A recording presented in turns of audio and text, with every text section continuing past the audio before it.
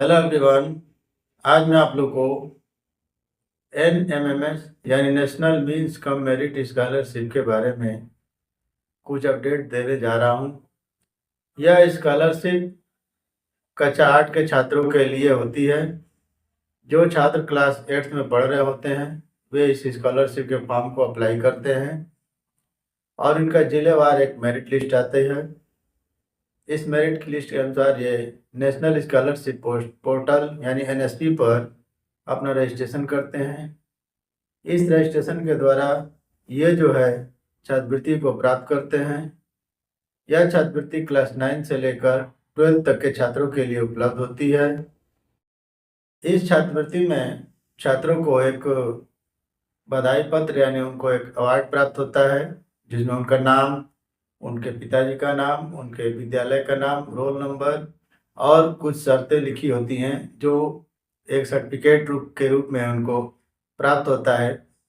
यह यूपी के हर जिले में प्राप्त होता है जहां पर आप एग्जाम दिए रहेंगे। सब जिलों में यह स्कॉलरशिप के लिए बधाई पत्र लेना आवश्यक होता है और यह बधाई पत्र अब हर मुख्यालय पर पहुंच चुका है। जिले के सभी अधिकारियों के पास, जो नोडल अफसर हैं उनके पास जो बधाई पत्र है वो उपलब्ध हो गया है। आप यह बधाई पत्र को लेकर जब स्कॉलरशिप के क्लेम डेटा फॉर्म को फिल करने का होगा तो इसमें जो दिया हुआ रोल नंबर है वो आप फिल करेंगे, जो नेशनल स्कॉलरशिप पोर्टल पर आपको करना होता है, जिसमें कई प्रक्रिया है। सबसे पहले OTR होता है। OTR के बाद आप फॉर्म को फिल करते हैं। फॉर्म फिल करने के बाद यह स्कूल या इंस्टीट्यूट द्वारा सत्यापित किया जाता है, वेरीफाई किया जाता है। इसके बाद जिले के नोडल अफसर के द्वारा इसको वेरीफाई करते हैं, तब जाकर स्टेट लेवल पर यह जाता है। इसके बाद मिनिस्ट्री के बाद PFMS के द्वारा आपको स्कॉलरशिप प्राप्त होती है। इस स्कॉलरशिप की प्रक्रिया क्लास 8 में रहते हुए स्टूडेंट की प्रारंभ हो जाती है।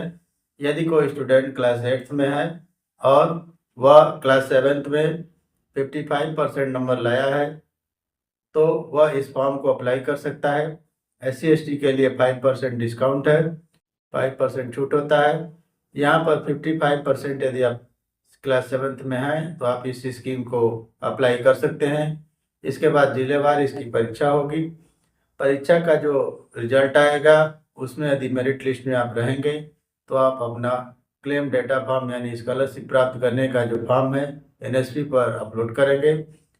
इसके बाद की प्रक्रिया मैंने आपको बताया, लेकिन इसमें जो प्रक्रिया है उसमें आय, जाति, निवास प्रमाण पत्र, आधार कार्ड और जो भी डॉक्यूमेंट है उसमें नाम, पिता का नाम, जन्म तिथि, माँ का नाम सब सेम होना चाहिए, तभी आप इस फॉर्म को सही से अप्लाई कर पाएंगे। यदि आपके सर्टिफिकेट में कुछ और नाम है और बधाई पत्र पर कुछ और नाम है तो यह गलत हो जाएगा। आप उसको सही से रखना पड़ेगा, आपको सारा कुछ सही रखना पड़ेगा। Name, father name, date of birth तक आपको सही रखना पड़ेगा, तभी आप इस फॉर्म को अप्लाई कर सकते हैं। इसमें दो तरह के फॉर्म होंगे। पहले तो स्कॉलरशिप एग्जामिनेशन का फॉर्म होता है।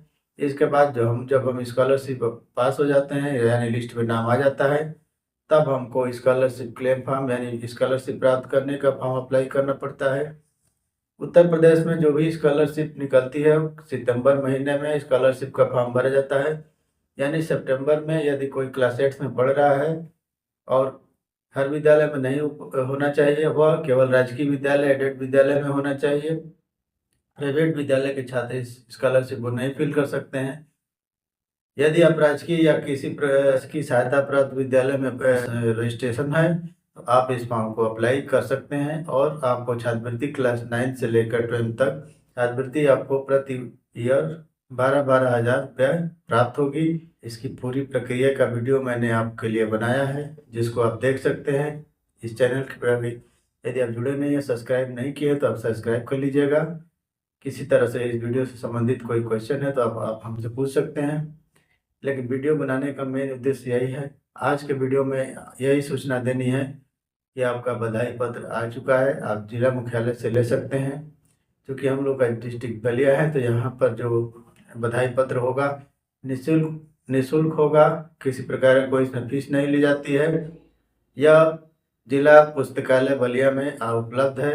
आप 10 बजे से लेकर 4 बजे तक कभी भी इस पत्र को प्राप्त कर सकते हैं।